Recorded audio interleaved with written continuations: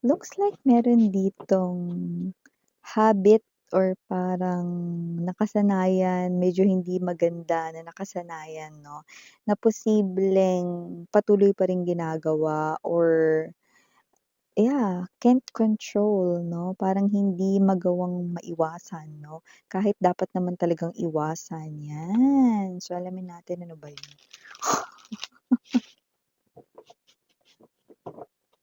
Parang ako lang sa kape. Masyado kong mahal yung kape 'no, na hindi hindi lang sapat sa'kin yung isang tasang kape 'no, sa araw, okey? Mga 3 hanggang 5 'yan, masaya na ako. Basta may kape, 'yan. Let us see, ano 'tong bungad or paunang mensahe na 'to for you guys. But I do sense other energies connecting. There might be 2 to 3 energies present dito sa inyong reading, but let's see.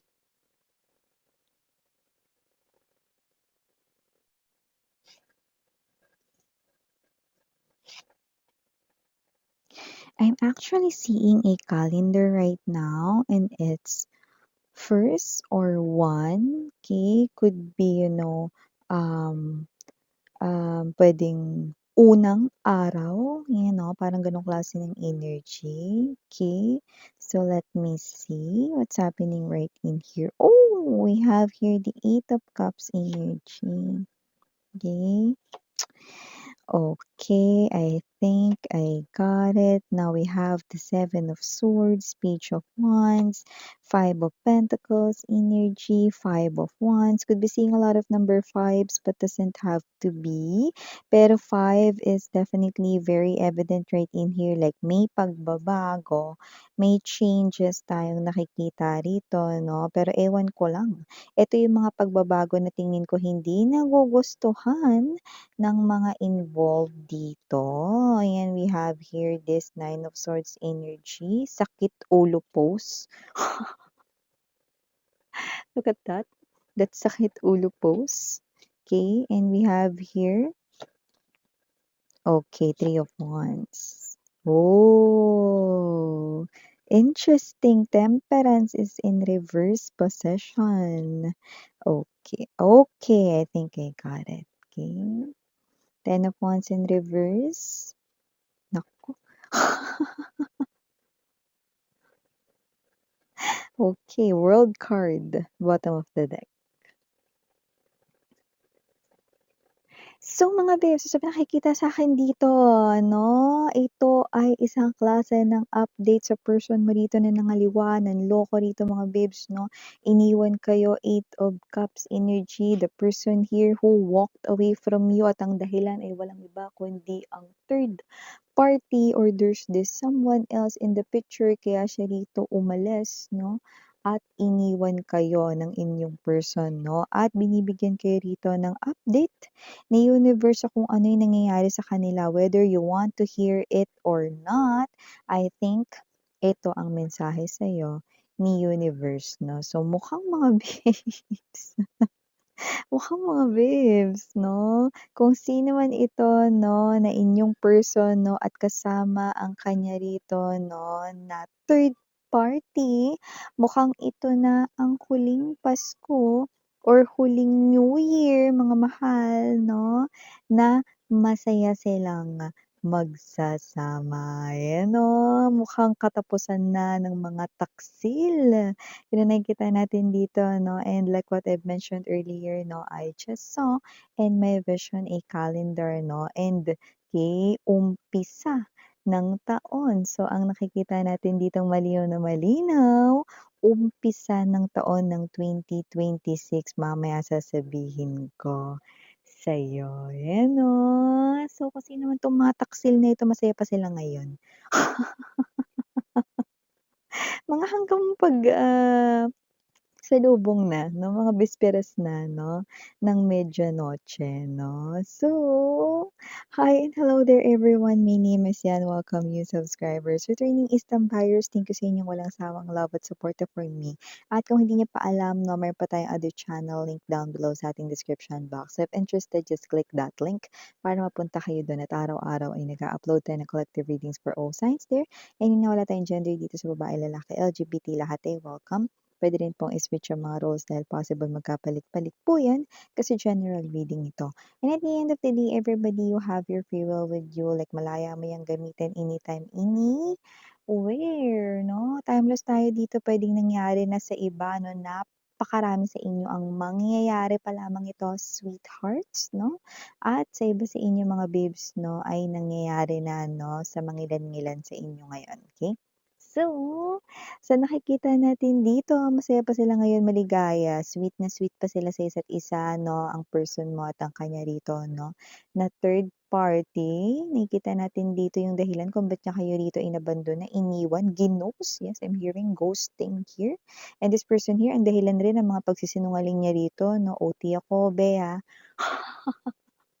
OT, hindi naman sa work pumunta 'no, dun pala sa babae or sa lalaki niya 'no.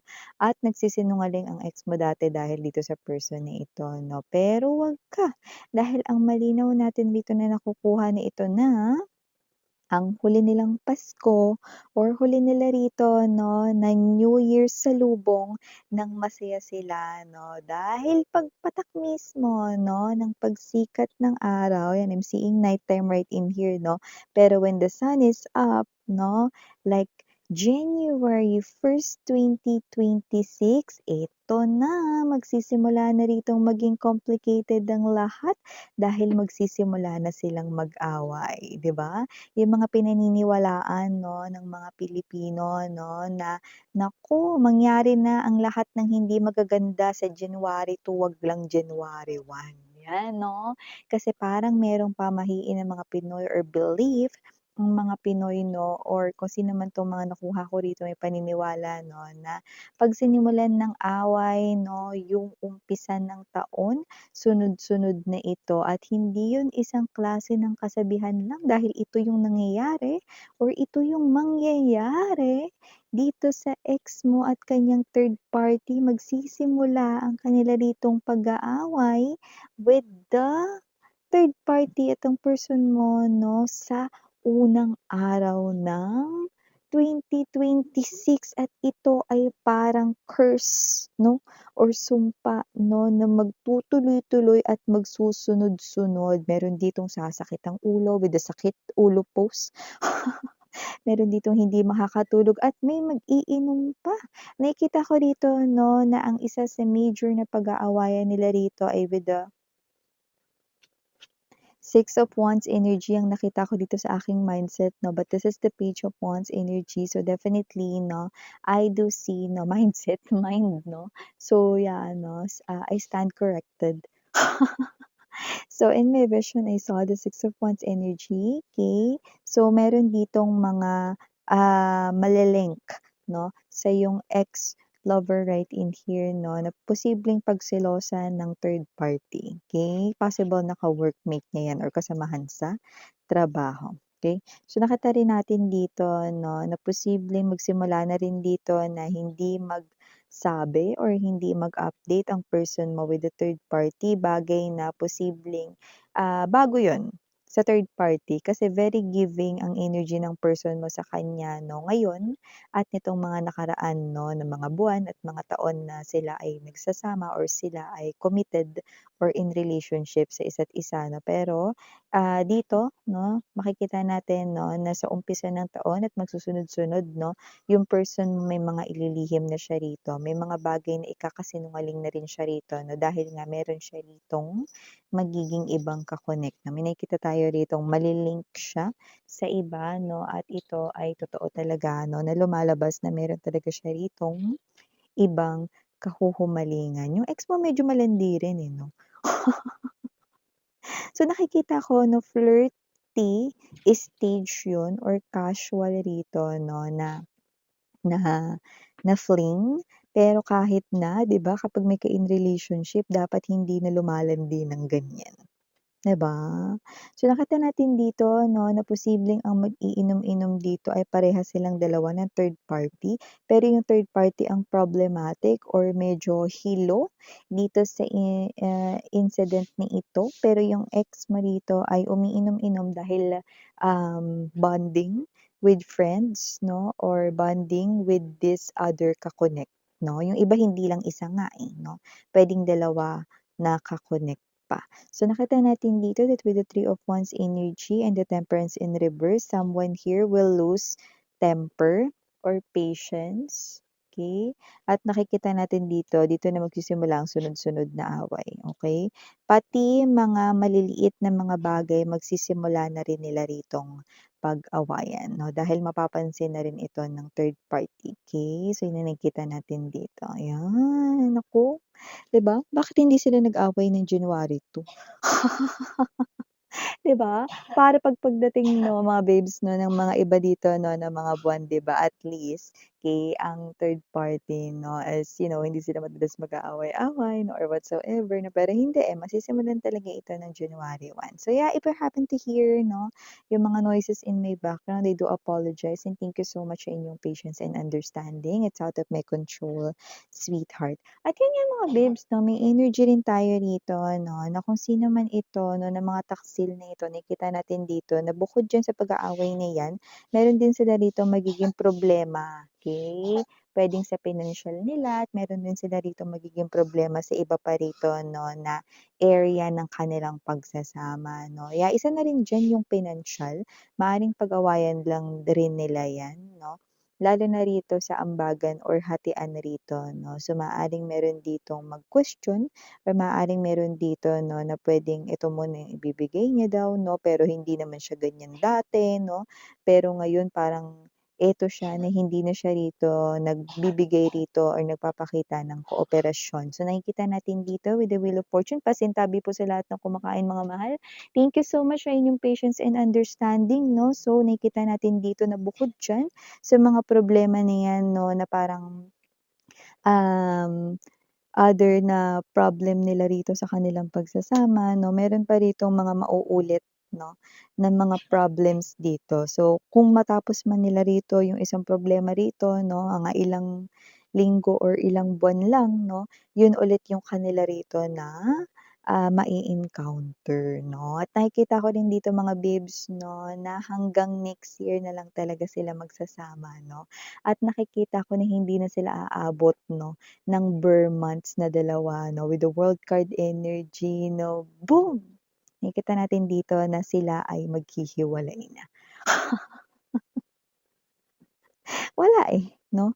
Kahit na pinipilit itawid ng third party, wala, eh. Medyo nagiging pasaway ang person mo at mas magiging pasaway pa ang person mo rito 'no, sa mga darating pa 'no, na mga linggo at mga buwan 'no, ng taong 2026, 'yan. So, nakikita natin dito na hindi ito nakikita na paparating ng third party kasi akala niya kaya sumama ang person mo sa kanya, it is because of love 'no, pero after this 'no, na mangyayari next year, Two of Wands energy, hindi niya na alam 'no. Parang naghe-hesitate na siya or nagda-doubt na siya 'no, na baka hindi love kaya kumunik ang person mo sa kanya dati, 'yan 'no. Oo, kasi kung love 'yan mga mahal 'no, hindi 'yan, matitinag, 'di ba? Hindi niya papansinin ang anuman 'no, na distraction sa paligid, tama? Okay, so for the initials right in here, nakikita natin dito capital letter E, capital letter P, capital letter R, capital letter C, capital letter A, and for the rest of the letters, U, G, H, F, Victory V, and last but not the least, we've got letter S. So yeah, these are all the messages we've got right here for you, sweethearts. Maraming salamat sa oras mo. And again, I'm Yuriana on Sarang Hiya Love and Light. Annyeong!